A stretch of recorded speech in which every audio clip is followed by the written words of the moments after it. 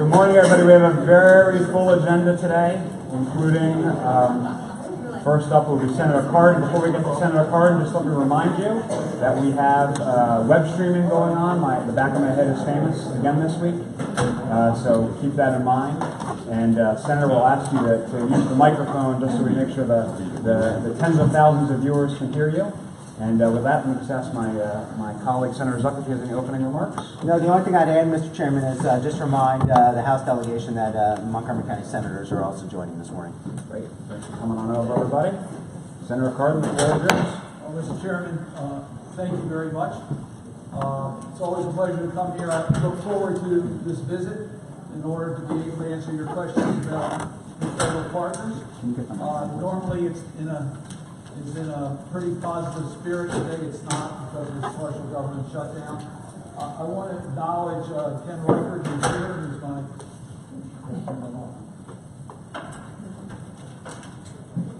It's never that electronically. Anyway, thank you for having me here. Ken Reichert, who's my eyes and ears of Montgomery County, and I thank him very much for his public service. He really does an extraordinary job on behalf of our Senate office. I know Jim Kleiman is here for Senator Van Hollen. Senator Van Hollen is also in Annapolis today, and we're going to hook up here and then later today in Washington when we go back into session. We work very closely with all of your congressional team. Jamie Raskin is doing a great job in the United States House of Representatives. I just left David Trone at the PACE event. He's now an experienced 3-week member of the House of Representatives. And John Sarbanes, who has the honor of representing not only Montgomery County, but me in the United States House of Representatives. So it's our federal team. I want to talk about the shutdown because it's having a horrible impact in this country. This shutdown is dangerous. It's horrible. It never should have started, and it needs to end. Yesterday, Senator Van Hollen and I were in Rockville meeting with small business owners, and we saw anguish on their faces. They were telling us about the volume of their business. These are just small business owners that are doing business in your community. Their sales are down between 20 and 60% as regards to the partial government shutdown. Some of them will not be open in a couple weeks unless this shutdown ends. Just one example. You know the 800,000 federal workers who are not getting paychecks, either furloughed or working? 2 days ago, I was at a food bank in Baltimore. Saw something I thought I would never see in my lifetime. Long line of federal workers standing in a line to get food because they couldn't afford food for their families. This is tragic. It's got to end. And I can give you stories about really dedicated, patriotic workers, or a TSA worker, who really wants to work and do her responsibility. But she asked me, what should I do? I live 90 miles away from where I work. I don't have money for gasoline in my car. Put gasoline in my car. I can't pay for my child care for my children. You expect me to lay that out, but I don't have to show up for work and not get paid. So you have people carrying out critically important missions for this country: air traffic safety, food safety at FDA, FBI without having forensic backup. You're asking them to do all that work and without pay and without a full complement of workers. This is a very dangerous situation. Then we have contract workers. These are low-wage workers that clean our buildings. They're never going to be made whole. So we have to end this. Now, I'm more than happy to talk at great length at how we got here, because it is really, I think most people don't quite understand the fact that the Congress got its work done pretty much on time on all the appropriation bills for FY19, including Homeland Security. Then we had a midterm election. President Trump didn't like the results of the midterm election. So he decided in December to change the ground rules on Homeland Security budget and ask for $5.7 billion for a wall, even though it was not in his original request. And we are already starting the FY19 fiscal year. So, a group of senators, including Senator Van Hollen and me, have joined together, about 20, about 10 Democrats, 10 Republicans, to say this shutdown must end. We've agreed on two things. We may disagree on a lot of specifics, but we agree on two things. Let's pass right now a short-term continuing resolution opening up government now. And we followed that amendment yesterday. And then we commit to work together, come up with a truly bipartisan border security package. We're convinced that we can do that, listening to each other. I am pleased to say that at long last, Leader McConnell listened to what we had to say, particularly because we had 10 Republican senators. And he and Leader Schumer have been meeting with the blessings of the President in the last 12 hours. And we're hopeful that that can lead to a positive conclusion. We'll see. If it's a positive conclusion, this stage will be a short-term continuing resolution with a process to resolve the issues. And when we reopen government permanently, there's a couple other issues we want to consider. And I want you to be aware of it because we'd like you all to get engaged in this national debate. You are opinion makers in our community. I was able, working with Senator Van Hollen, to get legislation passed that's now permanent, so our federal workforce will get paid. They'll get their back pay. We've taken care of that. We haven't taken care of contract workers yet. And we should. They didn't get paid through no fault of their company. It was the government's fault. They should be made whole. And that should be in this legislation. And then, just as importantly, we should make sure we pass legislation that takes away the ability for us to have a shutdown in the future with automatic continuing resolutions if we reach these impasses. These are things we want to put into the final legislation that we are considering. So, Mr. Chairman, I normally come in here and tell you all the good things we're going to do for Montgomery County. We have a transportation bill that's going to be considered in this Congress that obviously is of great interest to Montgomery County. I'm always amazed about the traffic challenges when I come into Montgomery County. Yesterday being no exception. So we recognize your priorities are in what can we do to do mass transit. We are certainly mindful of your bus rapid transit and those issues, and we'll do everything we can to help you in regards to that. We have key federal agencies and the future of key federal agencies, including what's happening in White Oak at FDA. We have noise issues, in case you haven't heard from your constituents. We are mindful of that, and I can tell you there's no higher priority. And we got some really good things passed. We now have to implement it right to make sure that the requirements that they do before, including community input and studies and mitigation, is actually carried out. So you have an oversight function now to make sure the new law is in fact carried out the way it should be carried out.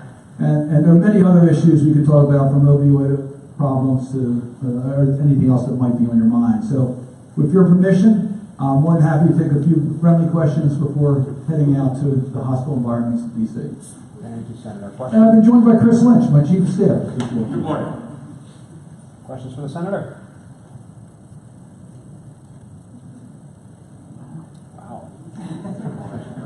Well, Senator, thanks so much for joining us. Thank you. I didn't mean to dull your enthusiasm. I'll take a break whenever I can get one. Thank you all very much. Our offices are open. If anything we do to help you in DC, please let us know. If our staff can help you with casework that involves federal agencies, we're here to provide that. We work through your office in doing that. If you have challenges in DC itself that we can help you with, or in Congress, please let us know. There are plenty of tickets available for January 29th for the State of the Union address, if everybody wants those.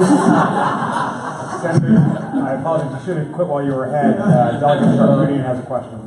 Thank you, Mr. Chair. Thank you so much for coming, Senator. I just wanted to bring to the attention of you and your staff that several of us in District 20 and District 18 are working on the Georgia Avenue corridor in Montgomery Hills.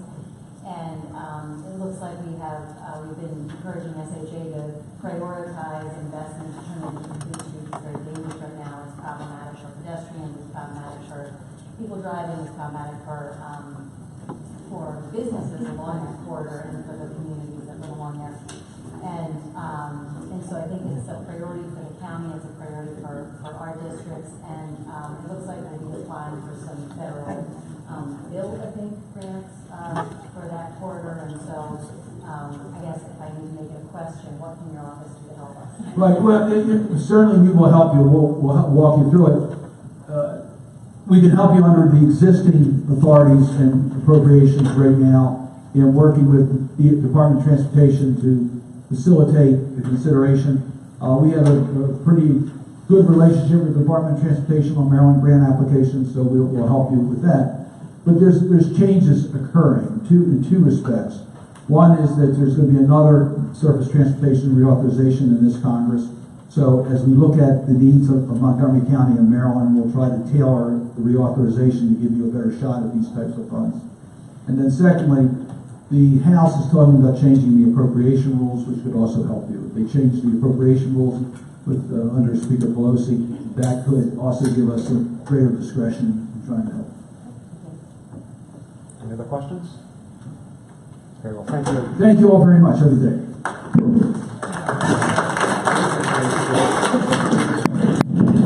Why don't we bring up Melanie? Why don't you come on up and give us the budget briefing since Senator Van Hollen is not here yet. Melanie Wanger is going to give us a quick budget update. Can you hear me? This is different. Yeah, you're welcome to sit. I will. However you're comfortable. And I'll also note that we've been joined by our state treasurer from District 16, Nancy Scott.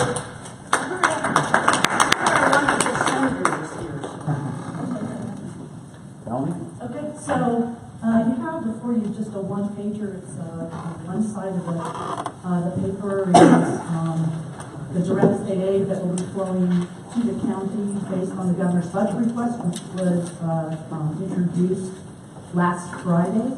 So what are the takeaways from the direct state aid?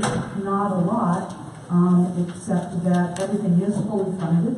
And interestingly, there was a Bethesda Beat article that implied that the school system was surprised by how much money that they did receive, which is great news. But that would largely be a function of the enrollment and the relative wealth. That's how the formula works. But MCPS at this point, Montgomery County Public Schools, would be seeing about a 4% increase in operating fund, which is great news, and if that's more than they thought they would get, that's really good news. Fibrous community colleges, there's really no surprise as far as that first page. If you turn it over, that's the governor's capital budget request. And if you recall from looking at the priorities list, we had a number of projects that we were looking or hoping to have funded in the governor's capital request. So I'll let you know what's in and what's out on that. Public school construction, the way that this process works for the newer folks here is that there's a legal requirement that 75% of the funds be allocated actually before the legislature convenes. So what the governor brings in his capital budget request reflects that 75% allocation. So there's 25% of the funds left to be allocated out of what I'm going to describe as the base public school construction program. So what you see on this sheet is what portion of that 75% has been allocated so far for Montgomery County Public Schools, plus a second pot of money, thanks to the legislature, creating a supplemental program called Enrollment Growth and Relocatable Classroom Supplemental Program, which the governor is required to include in his capital request, $40 million for that program. Montgomery County is the largest beneficiary of that program because of its significant enrollment growth increases every year and the number of relocatable classrooms that it has in order to accommodate that kind of burgeoning enrollment growth we've been seeing every year. So it's estimated that about $12 million of that $40 million would be allocated to our school system. And so that's reflected on those two. Community colleges, on our priorities list, there was a $35 million request. This amount of money is not $35 million for the Potomac Park campus, but I think it was the assumption from the community colleges that that would be a phased project. I haven't had a conversation with them about it. They're pleased with that level of appropriation. Not health facilities, public safety, other legislative initiatives. The governor did include $15 million in his capital budget for legislative initiatives, and that's a different process, as you know. But so this is just a very shortened list of what the governor actually included in his budget for those projects. Things that are not on this list, just a couple of things. We had in our priorities list the Avery Road Treatment Center cost overrun. It was a little under $1 million, so when Mr. Zucker and Health and Human Services Subcommittee and Budget and Tax and Delegate Resnick will be talking to you a little bit more about that. The Poolsville Economic Development Project, that's a county request, and I believe that the two delegations, Senate and House, have agreed to sponsor that initiative on behalf of the county. And then another item that we did have on our priorities list, on the capital list that's not funded, is the Roundhouse Theater. We have included in cooperation with Roundhouse Theater because the county will have an interest in that project, about $3 million. So this is the story, I think, on the public school construction front. You know how important that is to the county. The governor has introduced his administration legislation. We anticipate that there will be other pieces of public school construction legislation introduced, and that will be a debate that will carry through the session. We're looking forward to take advantage of that discussion on the state of public school construction. And that's pretty much the story. Thank you, Melanie. Any questions? You're getting the Senator Cardin treatment. Thank you so much, Melanie. Appreciate it. I think since Senator Van Hollen has not arrived yet, we will go ahead with Senator Kramer's late file bill request. You ready, Senator?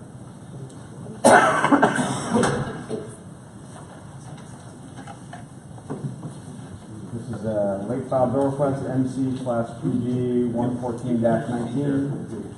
Just for purposes of the new members, the hearing today is on why the bill is late filed, not the merits of the bill.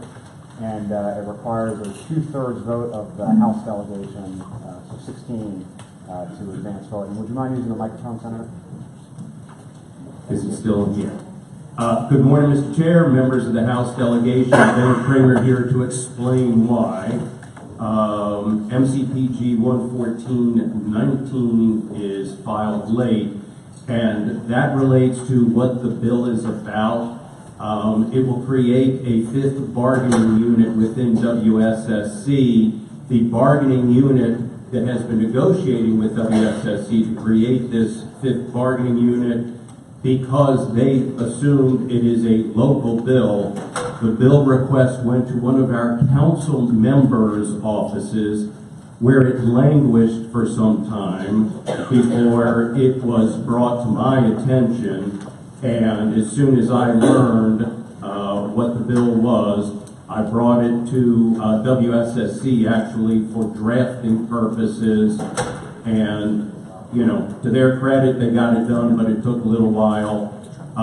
It will not have benefited from a public hearing in Rockville. This is strictly about the commission and the bargaining unit. And with that, I would ask that the delegation accept it as a late file bill so that we can keep the process moving forward. Move to accept the bill as late file. Any discussion? I just have a brief item of discussion, Senator. I mean, I know you appreciate this, so it's somewhat rhetorical, but you appreciate the reason we have the deadline is for the public hearing in Rockville on somewhat more controversial bills where there could be opposition or particular county interest. It's useful to do the hearing in Rockville. I know you appreciate that, isn't that so? Understood. Great, thank you. All in favor of accepting the late files, say aye. Oh, I'm sorry, Delegate Moon, did you have a question? It's not too late. Way too late. Ship has sailed. All in favor of accepting bills late filed, signify by saying aye. Any opposition? No. Any abstentions? Great, thank you. We'll have a public bill hearing on this next week here, and of course we stream them now, so it makes having them in Annapolis a little bit better than in past years. Thank you, Senator. Thank you, delegation. Right. We will now move to the committee report for the Education, Elections, and Housing Committee. Delegate Queen. Sure. The Education, Elections and Housing Committee met, and we have, moved forward 3 bills. The first one is MC 719, which provides, Inspector General have oversight of the, Housing Opportunity Commission. This bill was voted favorably 6-0. You had your amendments. This is supported by the county exec and several in Montgomery County. So we ask that we vote favorably. Is that how we do it? Any discussion? Okay, all in favor of MC 7-19, signify by saying aye. Aye. Any opposite, any noes, any abstentions? Okay. MC 1219 is a very similar bill where we have authorized the county to have a inspector general over Montgomery College. Again, this is in line with the duties that the county wants the inspector general to do. It was supported by the county exec. It was voted favorably 6-0 with no amendments. I'm sorry. So continue, Doug. Sorry. And so we ask again that this bill move forward favorably. Great, is there a motion? Any discussion? Sorry, Delegate Pritchard, did you have a question or? No. All those in favor of MC 12-19, please signify by saying aye. Aye. Any opposition? Any abstentions? It's not that. Excuse me. Just take the roll. Okay, the third bill that our committee heard was MC 2619. This bill provides for the Housing Opportunity Commission that a collective bargaining unit that is representing a non-union member be able to recoup a reasonable cost and fees for the services of arbitration and grievances. This bill was also voted favorably 6-0, and again, this has the support of the county exec. We move favorably on this bill. Is there a second? Second. Any discussion? Great, all those in favor of MC 26-19, please signify by saying aye. Aye. Any nays? Any abstentions or rules? Perfect. Great. Okay, I think that concludes your report. That concludes the report. Terrific. We will now move on to the Metro Washington Area Committee report, which I am carrying for Delegate Carr, who could not be here, though he will be back next week. The first bill is MC/PG 104-19. It is a technical change to clean up some work of ours from the prior year when we created, through Senator Kramer's leadership, the Office of Inspector General in the WSSC. This is just a technical fix to some references to auditor that need to be to the IG's office now. There were no amendments, so I will move favorable. Second. Any discussion? Right, all those in favor of MC/PG 104-19, please signify by saying aye. Aye. Any noes? Any abstentions or rules? The next bill is MC/PG 105-19, WSSC Indirect Customer Assistance Program. This is just sort of an enhancement of an existing program that they are allowed to provide some customer assistance for bills to direct customers of WSSC. This would help when there is an indirectly billed customer. For example, a building is billed, and it's sort of passed through to the customer. The House side has passed this legislation before. It is now advanced in the Senate, although I think that's only for timing issues, not because, at least as far as I know, not because of any particular opposition. There were no amendments, so I would move favorable. Second. Any discussion? Right, all those in favor of MC/PG 105-19, please signify by saying aye. Aye. Any noes? Any abstentions or rules? Great. The next bill is MC/PG 107-19. This is a provision regarding non-discrimination clauses in contracts of the WSSC. It's an expansion of existing language to just make sure we are meeting the original intent, which is to include non-discrimination language in all contracts that WSSC deals with instead of a particular subset. And WSSC was in favor. There were no amendments. I would be favorable. Okay, any discussion? Okay, all those in favor of MC/PG 107-19, please signify by saying aye. Aye. Any opposition? Any abstentions? Anybody taking the rule? Terrific. Bill passes. Okay, MC/PG 108-19, property tax credits for Maryland National Capital Park and Planning Commission park police officers. This expands on an existing program that Delegate Lukey and Senator Zucker helped pass a few years ago to authorize local tax credits for those in law enforcement. I think inadvertently left out of that were park and planning officers. This bill does have an amendment that I believe includes a few police officers from WSSC, our other bi-county agency. And so first thing I would do is I would move the amendment. Any discussion? Great, all those in favor of the amendment, please say aye. Aye. Any noes, any abstentions on the rules? Great, the amendment carries. I would move the bill. Any discussion? Make sure you got the stories. Any discussion? All those in favor of MC/PG 108-19, please signify by saying aye. Aye. Any opposition? Anybody taking the rules or abstaining? Great. That bill passes. MC/PG 109-19, Park and Planning Exclusive Representative Duty of Fair Representation. This one is slightly more complicated. Actually, would you just explain the bill? Would you prepare for that, or would you recommend that? Yeah, that bill basically says that an exclusive representative can require a member of the bargaining unit that's not a member of the union, essentially, to pay fines or fees that basically the reasonable cost if they're defending them.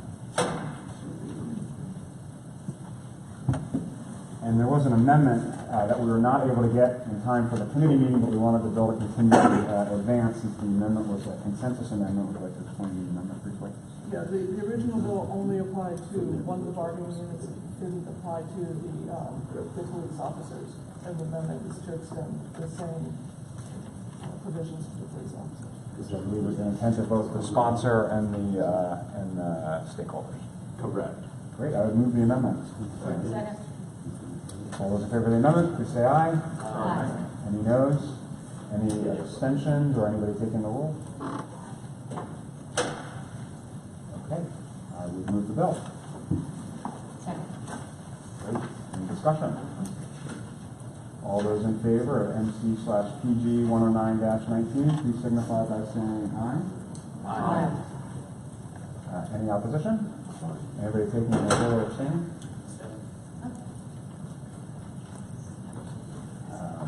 Terrific. MC/PG 109-19 carries. Before we get to our last committee report, we will take a moment for Delegate Lukey. Ready for your announcement?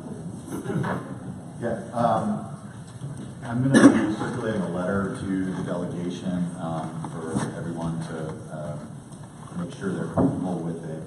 The letter requests the Maryland Department of Transportation to dedicate a portion of either 650 or 29 in the northern part of District 20 in honor of Sheila Hickson. In order for that to happen, there needs to be a request from elected officials. So we're doing a letter in the delegation, and the council is also going to be sending a letter to start that process of a portion of the state highway in District 20 being dedicated in honor of Delegate Hickson. So that should be coming to you in the next couple days, and then we will be circulating it for signature to all the members of the delegation who wish to sign.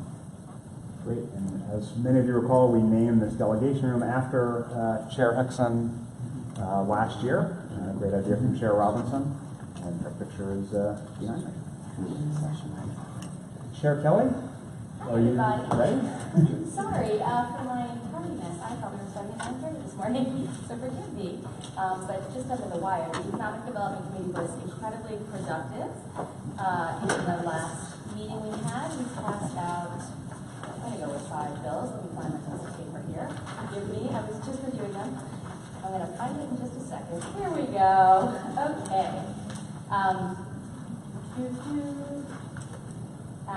MC 419, which was the alcoholic beverages sale of chilled beer and wine legislation, requested on behalf of the county.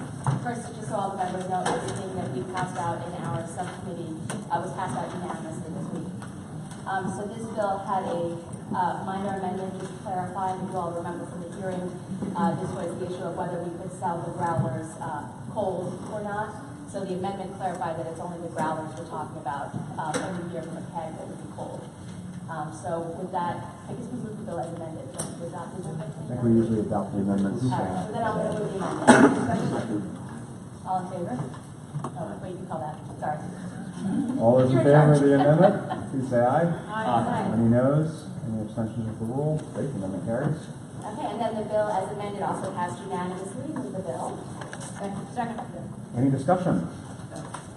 Great, all those in favor of MC 4-19 as amended, please say aye. Aye. Any opposition? Any abstention? Anybody taking the roll? Great, the bill carries. Perfect. Thank you. We also moved unanimously on MC 919, which was the Damascus bill. Just had no amendments, just so people can have their memory refreshed. There was one part of the code that limited Damascus, which had previously been dry, to only 2 licenses. So this was just making the code consistent, in line with the wishes of the voters in Damascus. So we're favorable. Any discussion? Delegate Fraser Galvin? Yes. The number of alcohol licenses, is that for production or for? Oh, no, for, for licensees, for people to sell, like a bar. That's what I thought. Yeah. And this makes it unlimited in Damascus? There were 2 different sections of the code.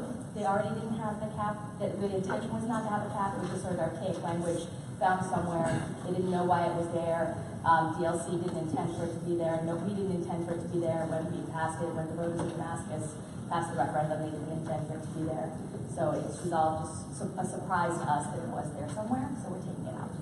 Okay, so I just want to be clear on my end. So what this bill will do will be taken out an unlimited amount of serving licenses for Damascus. I'm sorry. Yeah, exactly. There's no cap anywhere else. And this went to referendum in Damascus, if I remember correctly, and they supported it. Yes, Damascus in District 14. Yes. We don't like it, that's right. Well, hopefully the people of District 14 will divide over into District 15. Did you have a comment, David? No, I no longer have a comment. Is there any other discussion? Great, all those in favor of MC 9-19, please say aye. Aye. Is there any opposition? Any abstentions or rules? The bill carries. I'd ask that we suspend the committee report for purposes of hearing from our other U.S. Senator, if that's all right. Fair enough. Great. Senator Van Hollen, I'm sure you missed alcohol bills. We're now using the microphone, if you don't mind, since we are being live streamed. So we don't mind using the microphone. It's great to be here, and actually I do remember the alcohol bill discussions very vividly because I was living in the high town of Kensington, and we went back and forth many times on trying to get a referendum for a very limited option. But anyway, it's great to be here, great to be back home and see so many friends. To all the folks who were re-elected, congratulations on coming back, and to all of you who are newly elected, congratulations. This is the experience of a lifetime in terms of the opportunity to do really good things for the community. And given everything we're experiencing in Washington, D.C., I can tell you that my time here I found among the most productive legislatively than any in my public life. Kumar, good to we sat next to each other for many years. And it's great to see all of you. I just want to, I'm very envious in many ways because you do have the opportunity when you introduce a bill, you get a hearing on the bill, like 99% of the time. And you get a vote on the bill, up and down, at least 99% of the time.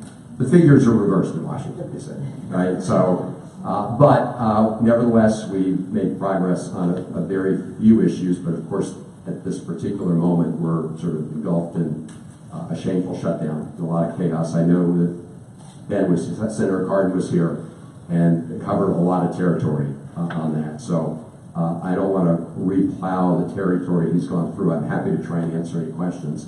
I'm sure he mentioned that, you know, last night we thought we had a glimmer of hope. It's like a roller coaster, right? So yesterday we had 2 bills, including one bill that would just reopen the government for 2 weeks, but also had some disaster assistance on it. And both those bills went down. And some Republican senators said the reason they voted against the bill to open the government for 2 weeks was because it contained a disaster assistance package they didn't support, because the president supports disaster assistance for lots of places in the mainland United States, but does not support the disaster assistance piece for Puerto Rico.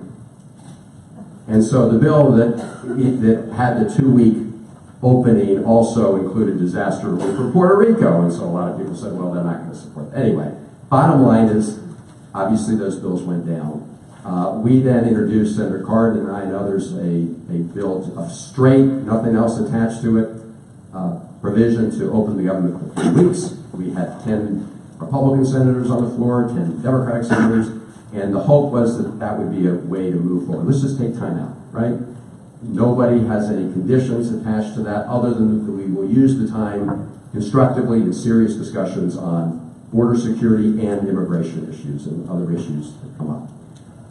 Within an hour of that, when President Trump was asked about it, he said that he would only support opening the government even for 3 weeks if we had a significant prorated down payment on the wall. And of course, the whole purpose of taking the 3-week breather space was to take that conversation out of the hostage-taking situation that we're in right now and try to negotiate it separately in a sober manner. Anyway, it's unclear where we're going to go right now on these issues. McConnell and Schumer met last night. I've not yet got a readout on whether there were a couple other ideas that we kicked around, and we're going to see if any of those work.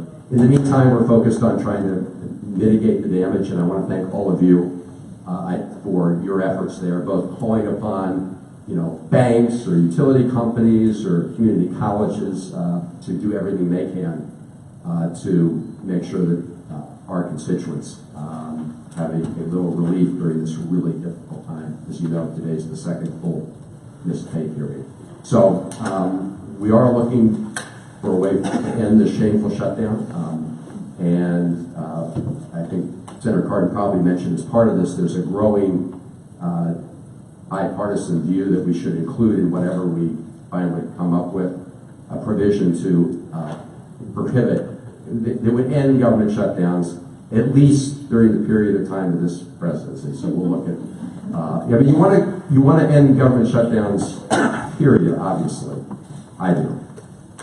But the only way to protect against them actually could also have negative impacts on your ability to do major things, for example, in education in the future, or other major investments. Anyway, so that's where we are. Happy to describe how that works. Let me just mention a couple things that I would have focused on if it had not been for the shutdown.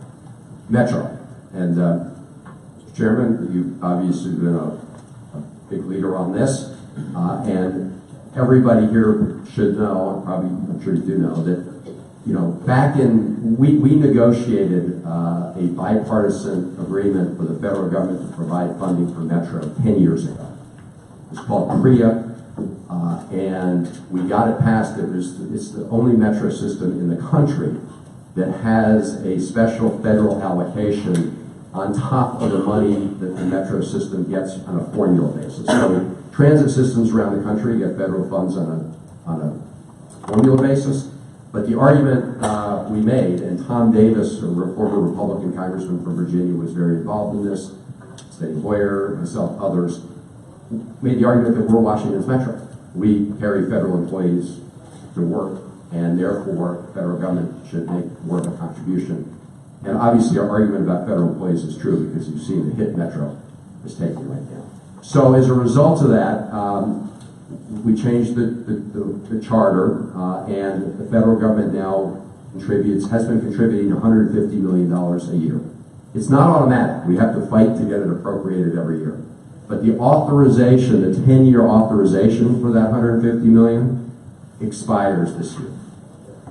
And so in order to continue that appropriation each year, we're going to have to get bipartisan support in Senate and then pass a bill in the House and get the President to sign a reauthorization of that federal commitment. So we're in the process of finalizing the bill. When I say we, Senator Cardin, myself, Senator Warner, Senator Kane, and on the House side, of course, Congresswoman Eleanor Holmes Norton is very involved with the rest of our delegation. So that I want to put that on your map. The good news on the purple line funding is that early in this administration, we were able to get them to give the go-ahead for the federal support for that. So that's ongoing. As you probably know, there have been delays now. There are some delays in that project, and how long that delay lasts will depend on negotiations between the state and the contractor. But I do want to flag that issue.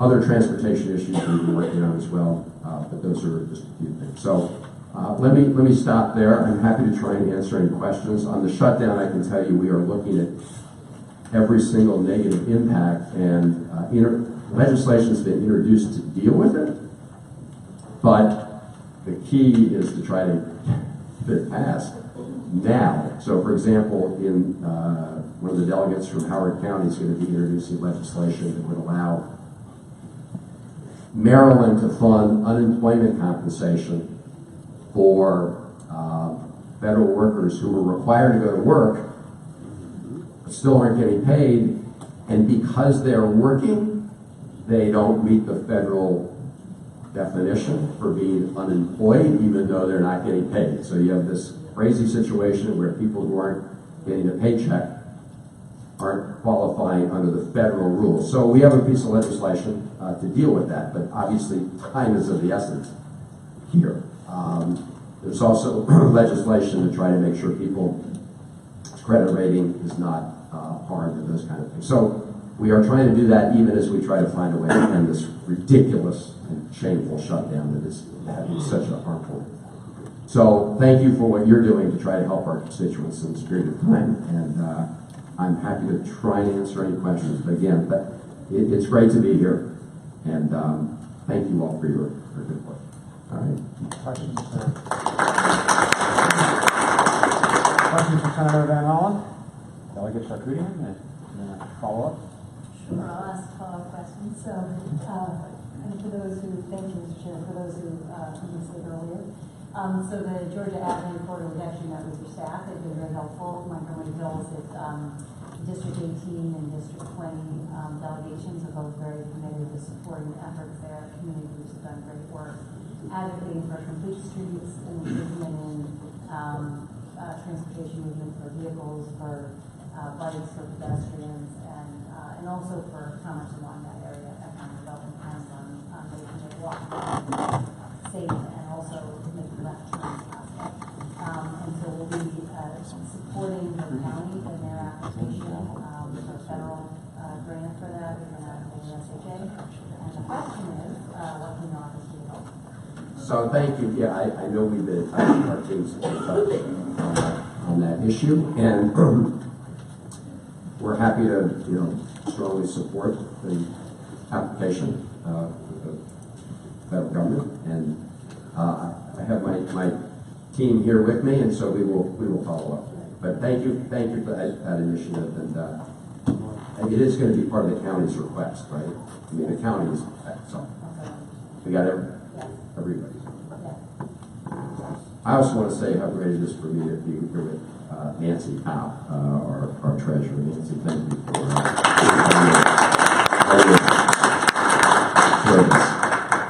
Chairman Zucker?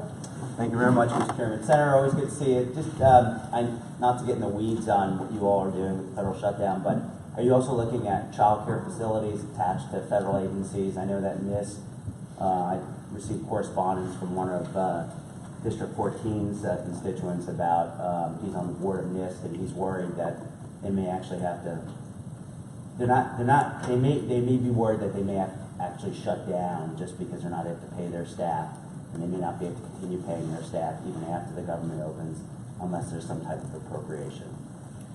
Yes, so we've also, a group of us have been in touch with NIST and the federal, sort of federally associated child care centers, to ask, for them to do everything they can to prevent closing down, and we're looking for ways that we can be helpful.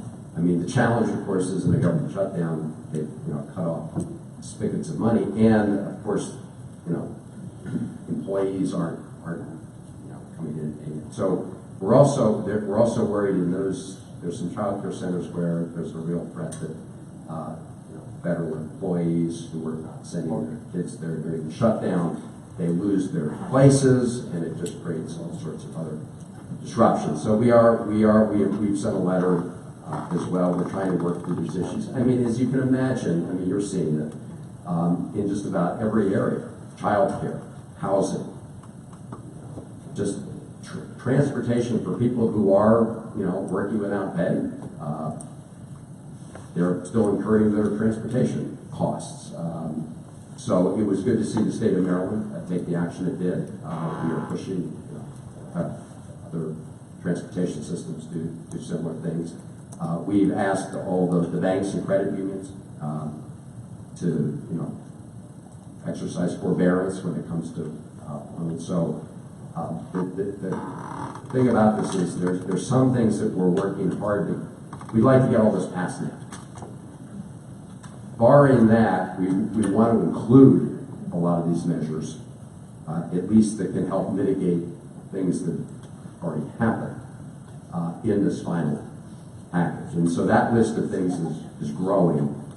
First things we'd like to add to whatever agreement, whatever legislative package ultimately results in the government, because that will be probably the main opportunity to pass some of these measures. Senator Kramer. Good morning, Senator. Thank you for being here to meet with us. Very much appreciated. On a very different topic, but while I've got you here, I'm going to take advantage of it. There is a glitch in law that allows for, unlike Amber Alerts, where notifications can go out through media, radio, television, etc., Silver Alerts cannot. So the state police, in conversation with them, explained to me it required federal action, which granted the authority for Amber Alerts to go out over media and had something to do with the FCC. And that in order for Silver Alerts to be able to do the same, it would require federal legislation. So I'm going to just reach out to you now and try to put that on your radar. It should be an easy bipartisan issue.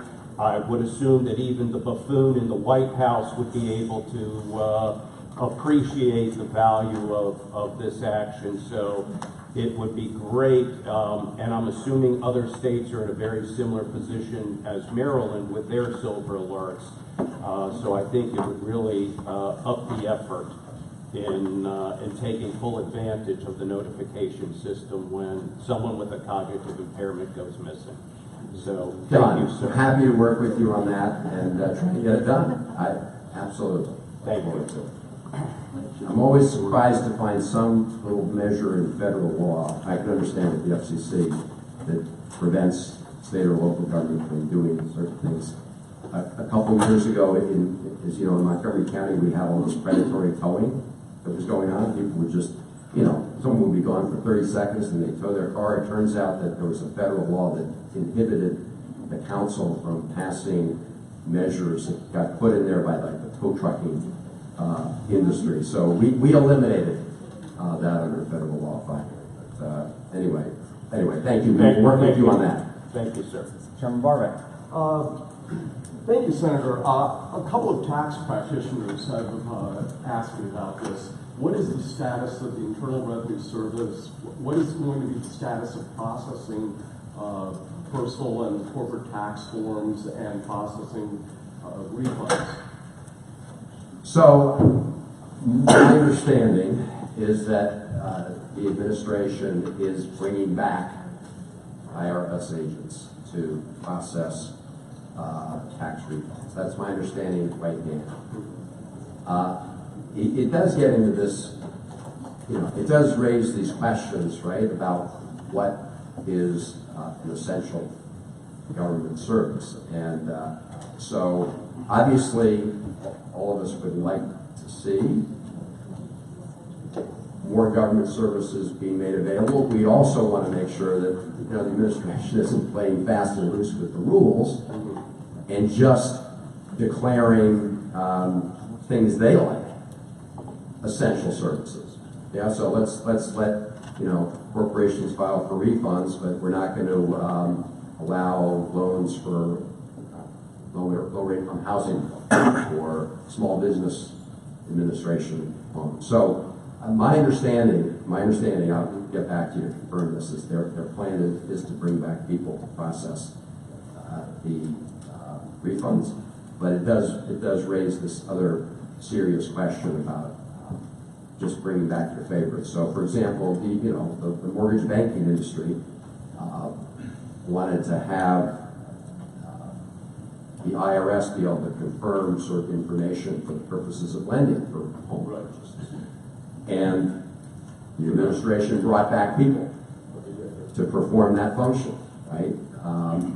And so there's a larger question here about the legal rules surrounding a shutdown and who gets declared to be, what gets declared to be essential service and what doesn't. Okay, and that's very helpful.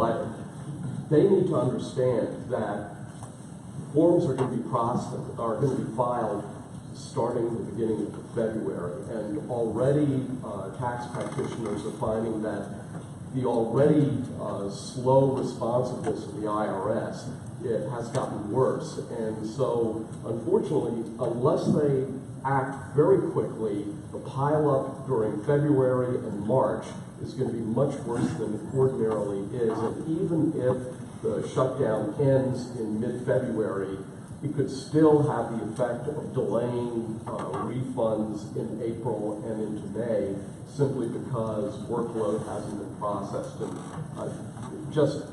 No, you're please convey that. absolutely right. Look, every day that goes on, people are discovering the harmful impact this shutdown is having in many, many areas. And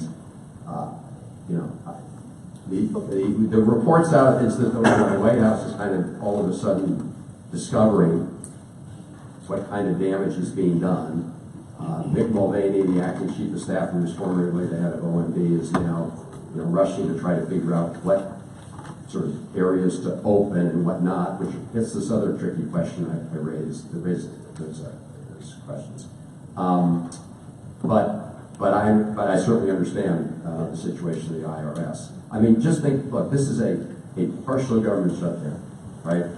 I mean, imagine if, right, the Defense Department was shut down, the Department of Labor, NIH, people are working at NIH, and then even the part of the government that's open.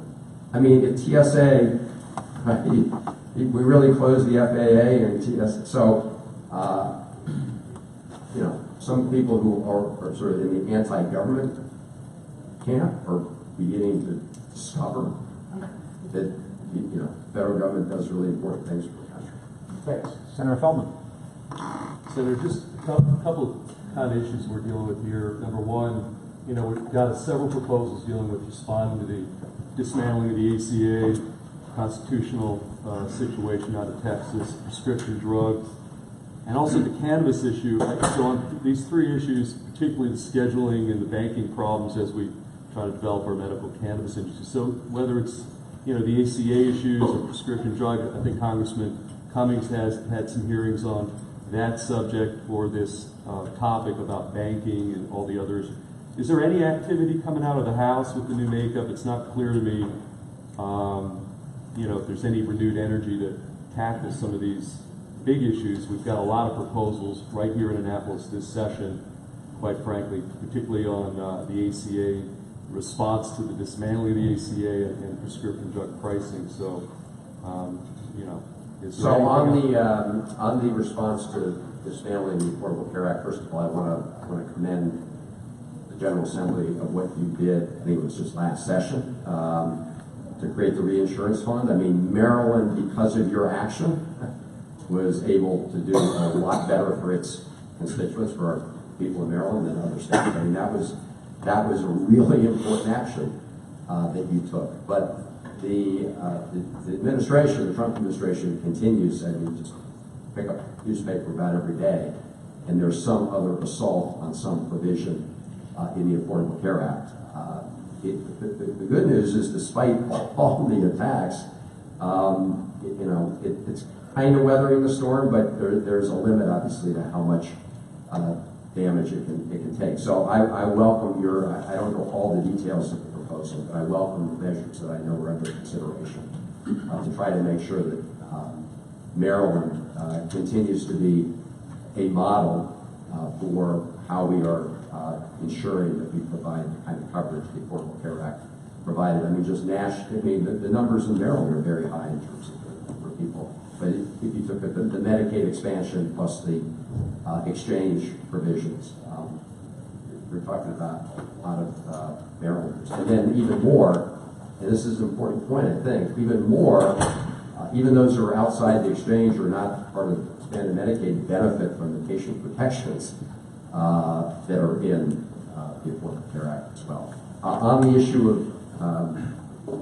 cannabis at the federal level, there are a number of measures to essentially try to get the federal government to defer to state action. I support, you know, both for medical marijuana as well as to essentially, you know, deprioritize any federal action against states that have, you know, moved forward in not just decriminalizing marijuana, but also states like, you know, Washington, Colorado, and others allowed for recreational marijuana. That's obviously a decision for all of you, but the banking piece is really important.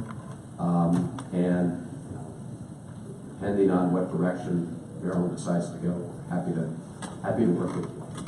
And anything on prescription drugs, anything on that front that, because again, we're working on some proposals here that would be first in the nation right here, and you know, obviously want to keep track of what's happening on the Hill in that space. So anything you can give us on that? Yes, and again, I applaud the innovative efforts you're looking at here. Again, I don't know every detail, but this is an area where a lot of us have tried to move the ball forward at the federal level. So the short answer to your question, at the federal level, there are lots of good measures at the federal level that have been introduced.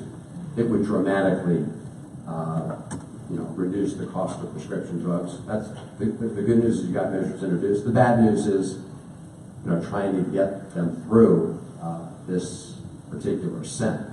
So what will happen, I hope, is that the House of Representatives will now, with the majority in the House, take some initiatives, and that will at least, and pass them over to the Senate, and that will at least put pressure on the Senate. I mean, two of the major, there are a number of initiatives.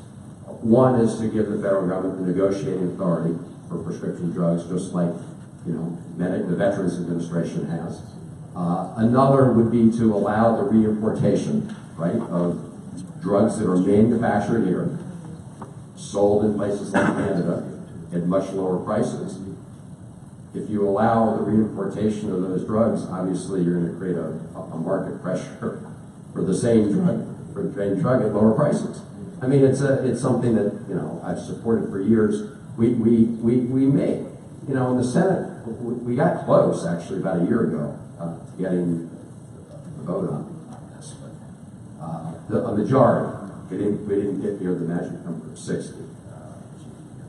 So the good news, a lot of good ideas, but bad news is, and this is, I go back to what I said at the beginning, it's nice to be in a place where you can put in a bill and have a process, and you know, you have a good chance of making it law in Maryland, and it would be, besides what you're thinking of, would be one of the first measures in the country. So more power to you. We're happy to work with you. I'm actually looking at another way to address this issue. We're in the early phases, and as you know, I mean, we invest now, it's about $35 billion a year in really important research at NIH. And that's very important research that also benefits all the companies out there that take that research and help to translate it into products.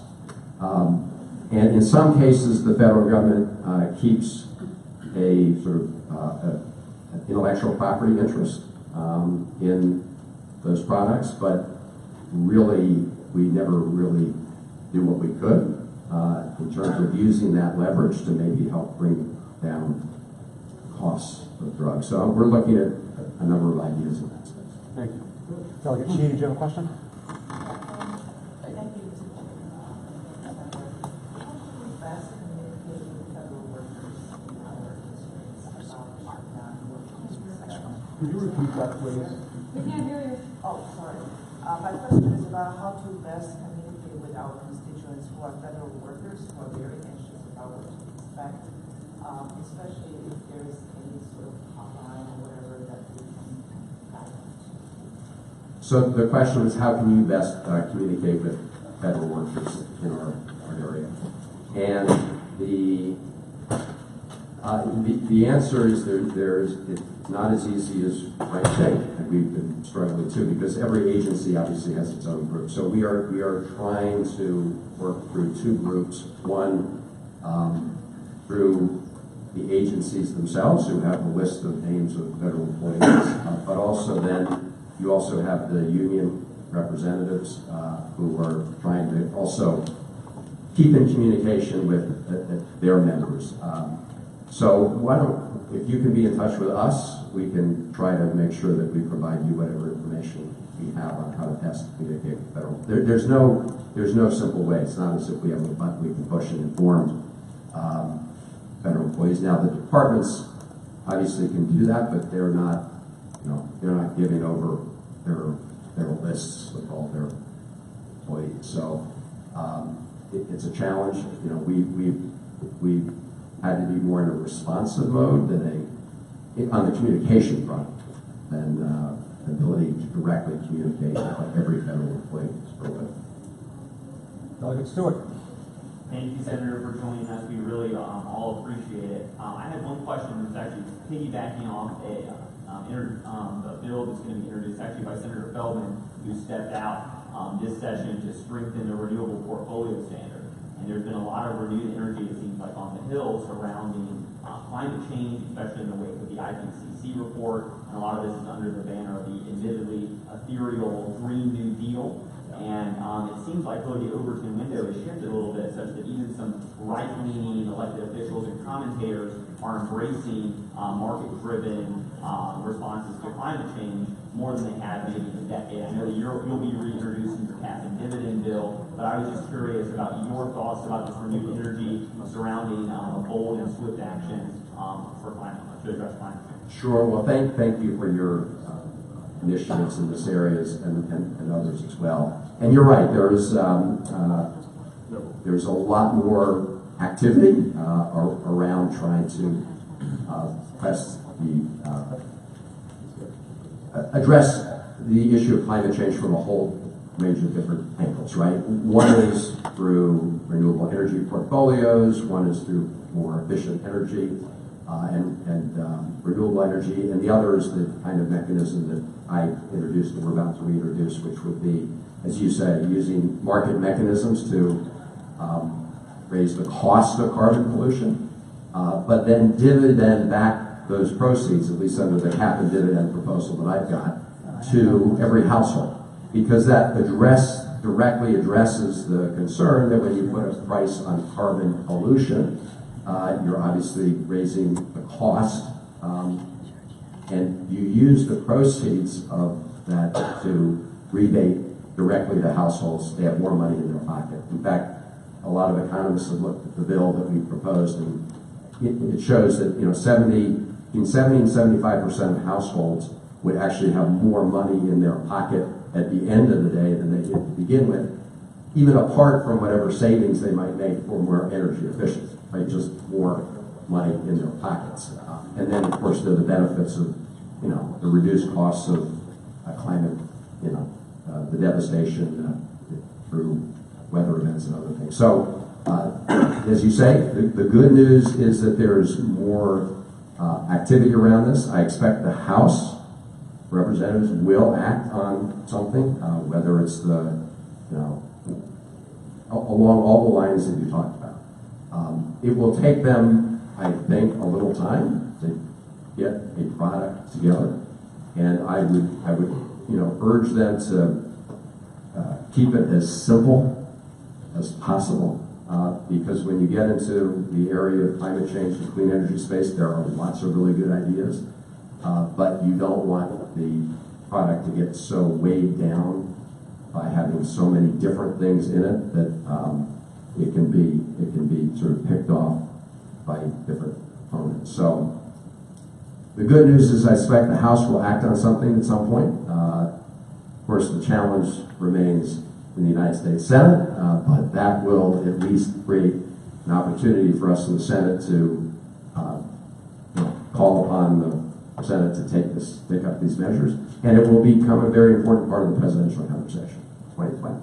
So I urge that you all I know that there's legislation here as well. I look forward to working with you on that. Anything I can do to help that cause here, let me know. We have 3 more questions, and the senator only has 5 more minutes before he has to go. So, Senator Lee?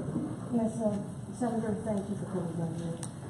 This question is about relief for contractors. First of all, thank you so much for your outstanding efforts to introduce legislation to address relief for contractors who pretty much live from paycheck to paycheck, and who probably are suffering the most. What's the likelihood that that will pass in the Senate, and do you have Republican co-sponsors too? And on the House side, is there a similar initiative being put forth by our Maryland delegation? So, thanks for raising that. Yes, I mean, the issue with service contractors, right, folks who provide contract services to the federal government, is that includes lots of low-wage and middle-wage employees. I mean, you think about the people who do the thankless but really important job of janitorial services, or the people who work in cafeterias, security guards in a lot of federal buildings. All of these individuals are essentially being furloughed. And historically, at the end of the government shutdown, service contractors have never been sort of made whole for losses that they had nothing to do with. So yes, we've introduced legislation. Tina Smith from Minnesota and I and Senator Cardin, we teamed up, and we've introduced legislation. Now, to your question about getting it passed, in my view, the only way to succeed in getting that bill passed is to include it in whatever final package we reach to reopen the government. If it's left hanging out there as a separate bill, it will be very hard to bring it up afterwards. So we are going to be, I actually made this point in the Senate Democratic Caucus lunch yesterday, that if we want to get that bill in, which we do, we need to add it to the list of things that we want in the package to reopen the government. Now, you asked about Republicans. We do not have Republican co-sponsors on this bill yet, despite efforts. So we have asked, others in the federal government contracting space around the country to reach out to their to Republican senators to urge them to become part of the bill, because it is also the case that lots of small businesses around the country provide services to the federal government, and their employees have been laid off as a result of this. So this is not just a sort of larger Washington metropolitan area phenomenon. 80% of federal employees live outside of Maryland, the District of Columbia, and Virginia. And a lot of people who contract with the federal government live outside of this area as well. So we are trying, but it is going to be, in order to get this in this final package, we're obviously going to need some Republican support.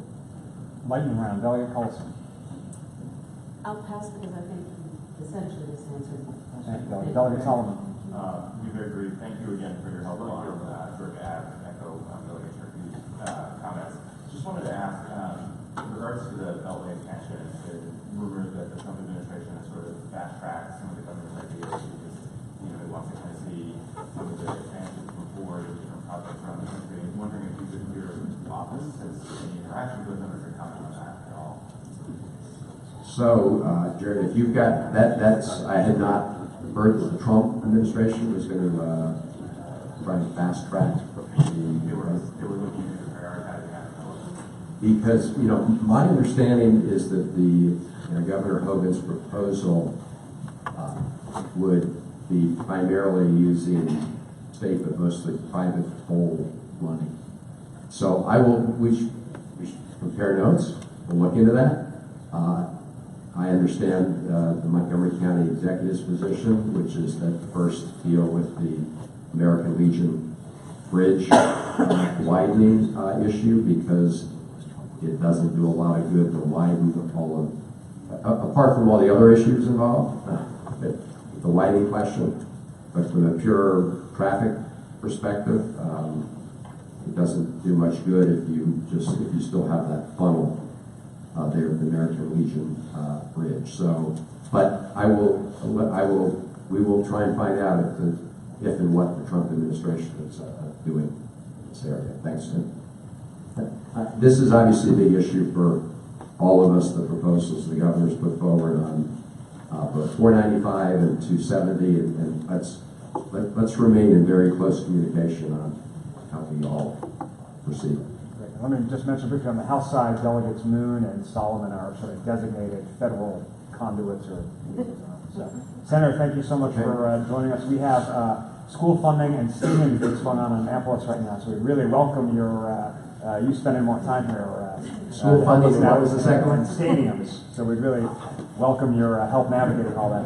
I got myself in a lot of trouble, but it worked out great. First bill I introduced I introduced Pete Rawlings, for those who remember Pete. He was the chairman of the Appropriations Committee for Baltimore City. When I introduced my Schools Before Stadiums bill, you know, he didn't take too kindly with it. And then I went to the Senate, and Mike Miller, we only lost by one vote. But after losing one vote, we had absolutely increased school construction money in a big way. So look, it's great to be with all of you. And really, you know this, but the things you do have such an important impact on the people of our state, and you're able to get things done. And I just want to thank all of you. Great to be here.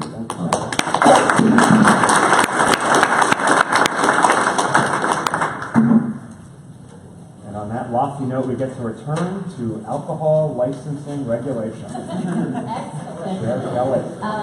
Where are we? We did Damascus, so now we're going to do the fun and exciting, the fun and exciting MC 1819, which was the alcoholic beverages, microbreweries, and originally wine breweries.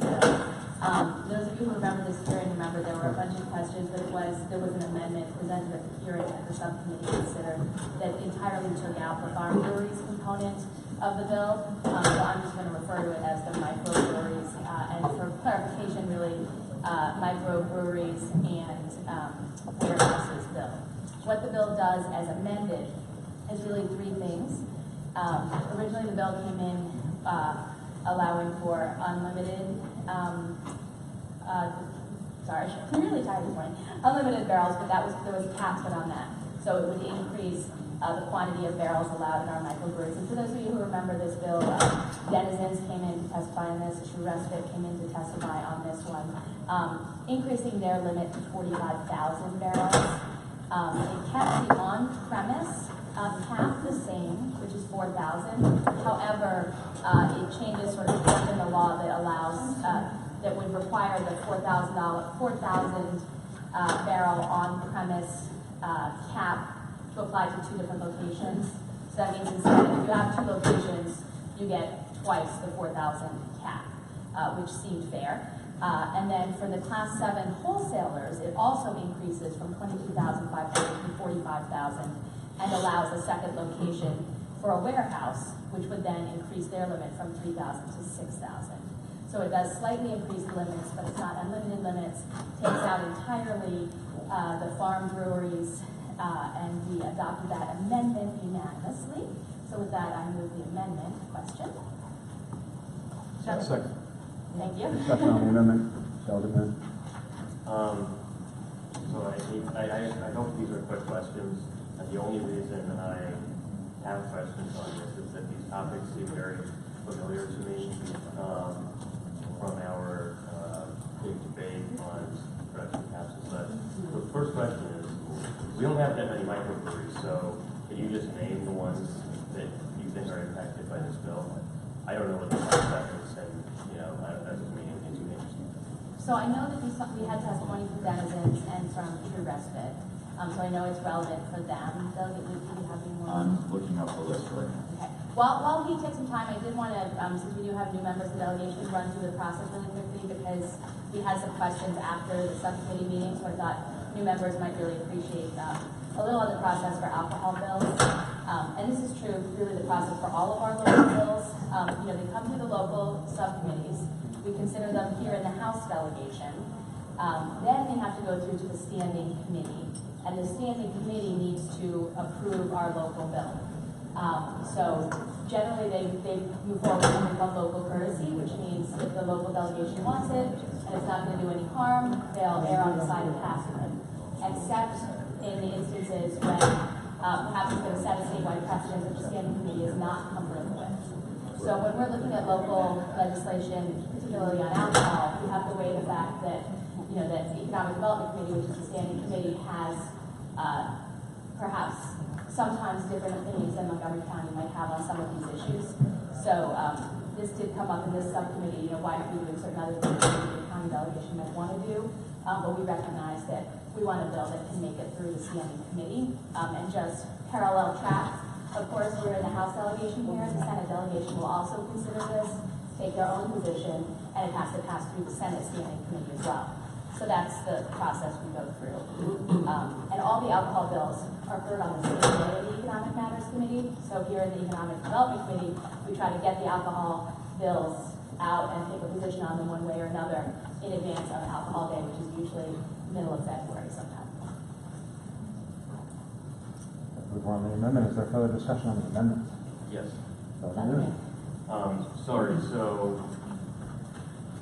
So I am still curious to know who the breweries are in particular that are impacted by this. In particular, if you took a Class A farm breweries out, I assume that's Waradaka and Brookville, and then on the Class 7 micros, you took the unlimited production cap out and just made it a doubling to 45. I assume you thought doubling sounded like the number, so you just picked that out of the air. But this particular aspect of it is a little confusing to me. So is it the case that what the bill proposed as introduced was that a Maryland, Montgomery County manufacturing business would not be told how much of the thing that it sells it can manufacture? But if we put this 45,000 barrel cap in there, we are telling a county business how much of its business it can have, but all the other competitors would be no.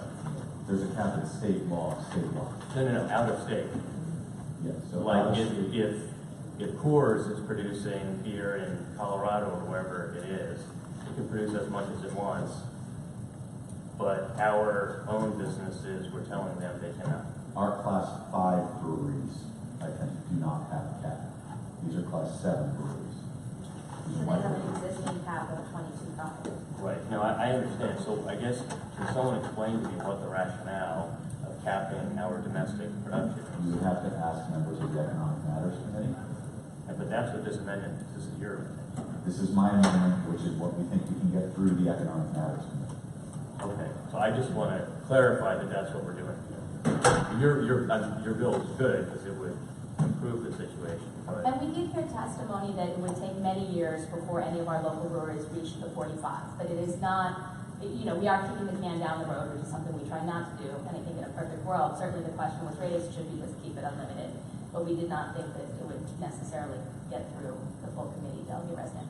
Just very quickly to add, you were talking about whether or not we just pick 45 as an arbitrary number. It's actually not arbitrary. I believe like Comico has the precedent here is like Comico County, where this kind of limit already exists at a county level. So we're just matching to the only other county in the state where we do have a similar situation. So it wasn't random. Okay, sorry, and one technical question. There's this whole business about if you have two locations. Well, Denizens in particular has their second location coming up in Prince George's County. How does a bill like this work when the two locations are in different counties? So, can we adopt an amendment that the sponsor asked for and then just discuss the bill? Okay. Would that be all right? All those in favor of the amendment, please say aye. Aye. Any noes? Any abstentions? Any rule takers? Great. Delegate Moon, is there a motion on the bill? Oh, move the bill as amended. Great. Delegate Moon. Okay, so I have an that's answer my from council on your technical question. question. The council, I just conferred with council on your question. He said it would work in both counties because it's a state issue. Right, Alistair? Yeah. Yeah. So it Can would we work. pass this and it affect the both county locations? Because I would assume that it would be considered that the Prince George's would be getting the first part of the cap, they haven't changed their law, and then the Montgomery County location would be getting the second part that we've expanded. Okay. But we can certainly confirm that. I'm good, thank you. Okay, so the bill's been moved and seconded. To respond to your previous question, the breweries that are affected in this bill by the production caps are True Respite, Saints Row, Astor Lab, Denizens, Seven Moms. Any brewery that does any self-distribution is affected by the portion of the bill increasing the self-distribution. So that includes the Class 8s in the county. Any further discussion? Great. All those in favor of MC 18-19, please signify by saying aye. Aye. Any noes? Any abstentions or rules? Great. Bill passes. Chair Kelly. Awesome. Go team.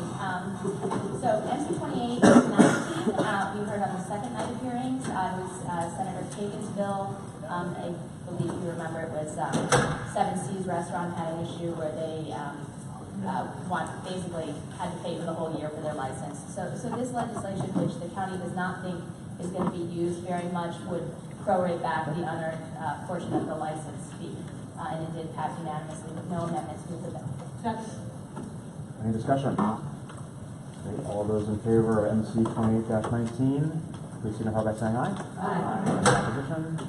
Any abstentions? Any taking roll? Perfect. Bill passes. So MC 3019 was also considered and voted out of subcommittee. There was some discussion about whether there might be a more streamlined way to approach this bill, which we did support in concept. So I think Delegate Lukey, did you want to hold I'd the like bill to for move week? to special orders bill. So we're going to look into, one of the conversations that came up in subcommittee was, are we doing too many little bills and can we streamline them so that we don't get clogged up too much with alcohol bills?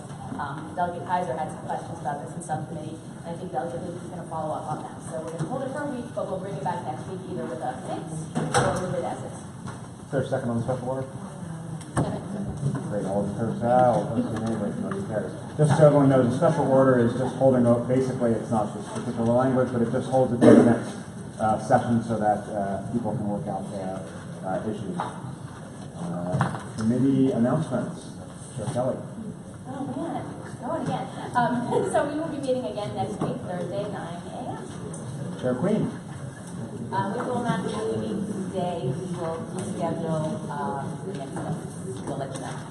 Chair Wilkins. Thank you. So we'll be back to our usual time on Tuesday, immediately after session number 218. Great. On behalf of Chair Carr, there will be a meeting Monday at 7 p.m. in room 218 for the Metro Washington Committee. Other announcements? Delegate Acevedo? Before we adjourn, I just wanted to make sure my vote in terms of the exclusive representation, I believe we were voting on amendment. I wanted to ensure that I was recorded as abstaining on the amendment as well as the 109-19. Correct. Terrific, thank you. Please return your purple folders to Sarah. Please make sure you contributed your $100 Sunshine Fund contribution, and please pay attention to Delegate Shetty for an announcement. Thanks. Before everybody goes, I just want to make sure that you saw, if I haven't spoken to you in person yet, last night I circulated a letter that we're going to be sending to the Maryland Department of Transportation, asking for them to exercise their flexibility, work with those who have been impacted by the federal government shutdown on things like if somebody has a license that's due for renewal and they can't afford the fee, like give them an extension, that type of thing. So if you're interested in seeing the letter in hard copy, I have copies, and you should also have it in your inbox from last night around 5:30, I think we sent it. Many of you have already signed on. We have about 22 people so far from throughout the chamber, but if you're interested in signing on, please let me know by 3 p.m. today. Great. Any other announcements? Delegate Solomon? We actually will be circulating a letter around shortly as well, asking for the governor's support to nonprofits that are set up during the shutdown to provide any additional funding that there may be in the budget for this current fiscal year to backfill a lot of the expenses that and fees that nonprofits have paid out. So we'll be sending that out shortly as well. Great. One more public service announcement. We are almost through what I would call the simple bills in the local committee, so please be ready for the more rigorous discussion that's forthcoming. Thank you all so much, and we are adjourned.